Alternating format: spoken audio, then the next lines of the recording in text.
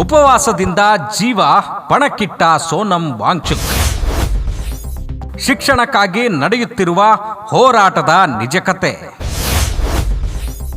ನಮಸ್ಕಾರ ಸ್ನೇಹಿತರೆ, ನೀವು ನೋಡುತ್ತಿರುವುದು ಸಮಾನತೆಯ ಧ್ವನಿ.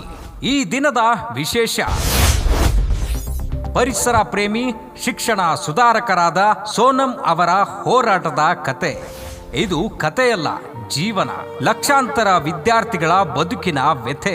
ಇಂದು ದೇಶದ ಗಮನ ಸೆಳೆದಿರುವ ಪರಿಸರವಾದಿ, ಶಿಕ್ಷಣ ಸುಧಾರಕ ಹಾಗೂ ಮಾನವ ಹಕ್ಕುಗಳ ಹೋರಾಟಗಾರ ಸೋನಂ ವಾಂಗ್ಚುಕ್ ಅವರ ಬಗ್ಗೆ ತಿಳಿದುಕೊಳ್ಳೋಣ.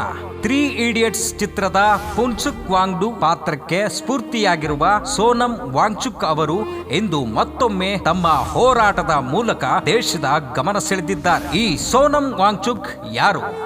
ಲಡಾಖ್ನ ಸರಳ ಕುಟುಂಬದಲ್ಲಿ ಜನಿಸಿದ ಸೋನಂ ವಾಂಗ್ಚುಕ್ ಅವರು ಶಿಕ್ಷಣ ಕ್ಷೇತ್ರದಲ್ಲಿ ಹೊಸ ಚಿಂತನೆಗಳನ್ನು ಪರಿಚಯಿಸಿದ ಮಹಾನ್ ವ್ಯಕ್ತಿ. ಸಾಂಪ್ರದಾಯಿಕ ಶಿಕ್ಷಣ ವ್ಯವಸ್ಥೆಗೆ ಪರ್ಯಾಯವಾಗಿ ವಿದ್ಯಾರ್ಥಿಗಳಲ್ಲಿ ಕೌಶಲ್ಯ, ಸೃಜನಶೀಲತೆ ಮತ್ತು ಸ್ವಾವಲಂಬನೆಯನ್ನು ಬೆಳೆಸುವ ಉದ್ದೇಶದಿಂದ SECMOL Student Educational and Cultural Movement of Ladakh ಸಂಸ್ಥೆಯನ್ನು ಸ್ಥಾಪಿಸಿದವರು. ಅವರ ಶಿಕ್ಷಣದ ತತ್ವಗಳು ದೇಶ ವಿದೇಶಗಳಲ್ಲಿ ಮೆಚ್ಚುಗೆ ಪಡೆದಿದೆ. 3 Idiots ಚಿತ್ರದ ಪುನ್ಸುಕ್ ವಾಂಗ್ಡು ಪಾತ್ರಕ್ಕೆ ಅವರ ಜೀವನವೇ ಸ್ಫೂರ್ತಿಯಾಗಿದೆ ಎಂದು ವ್ಯಾಪಕವಾಗಿ ಚರ್ಚೆಯಲ್ಲಿದೆ. ಇವರು ಪರಿಸರದ ಹೋರಾಟಗಾರ.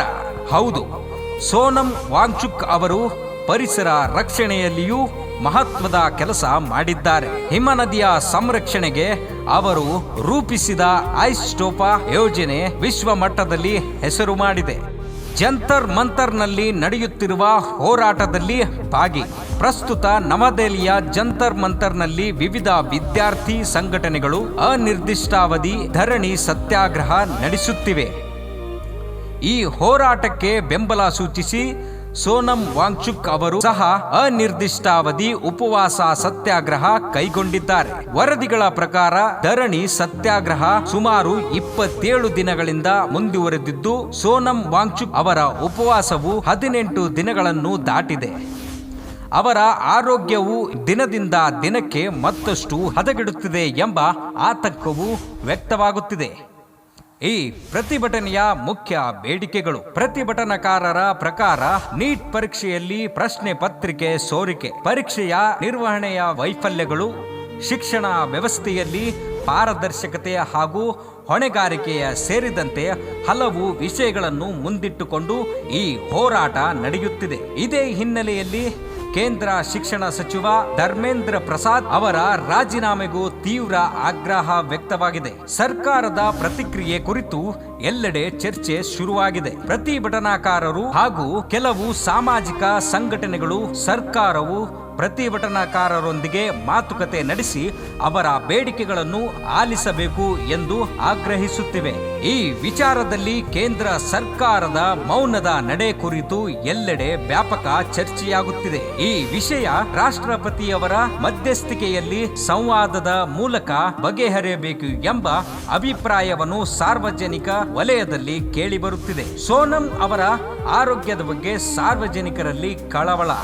ನಿರಂತರ ಉಪವಾಸದಿಂದ ಸೋನಂ ವಾಂಗ್ಚುಕ್ ಅವರ ಆರೋಗ್ಯ ದಿನದಿಂದ ದಿನಕ್ಕೆ ಮತ್ತಷ್ಟು ಹಾಳಾಗುತ್ತಿದ್ದು, ಇದರ ಬಗ್ಗೆ ಕಳವಳ ವ್ಯಕ್ತವಾಗುತ್ತಿದೆ.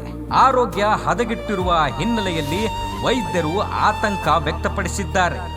ಅವರ ಆರೋಗ್ಯದ ಮೇಲೆ ನಿಗಾವಹಿಸುವಂತೆ ಅವರ ಬೆಂಬಲಿಗರು ಸೂಚನೆ ನೀಡಿ ಶೀಘ್ರ ಪರಿಹಾರ ಮುಂದಾಗಬೇಕು ಎಂದಿದ್ದಾರೆ. ಕೊನೆಯದಾಗಿ ಹೇಳುವುದೇನೆಂದರೆ, ಸೋನಂ ವಾಂಗ್ಚುಕ್ ಅವರು ಹೋರಾಟ ಕೇವಲ ಒಬ್ಬ ವ್ಯಕ್ತಿಯ ಹೋರಾಟವಲ್ಲ. ಇದು ಶಿಕ್ಷಣ ವ್ಯವಸ್ಥೆ, ವಿದ್ಯಾರ್ಥಿಗಳ ಭವಿಷ್ಯ ಹಾಗೂ ಪ್ರಜಾಪ್ರಭುತ್ವದಲ್ಲಿ ಸಂವಾದದ ಮಹತ್ವ ಕುರಿತು ನಡೆಯುತ್ತಿರುವ ದೊಡ್ಡ ಚರ್ಚೆಯಾಗಿದೆ. ದೇಶದಲ್ಲಿ ಈ ಬೆಳವಣಿಗೆಗಳು ಮುಂದಿನ ದಿನಗಳಲ್ಲಿ ಯಾವ ತಿರುವು ಪಡೆಯುತ್ತವೆ?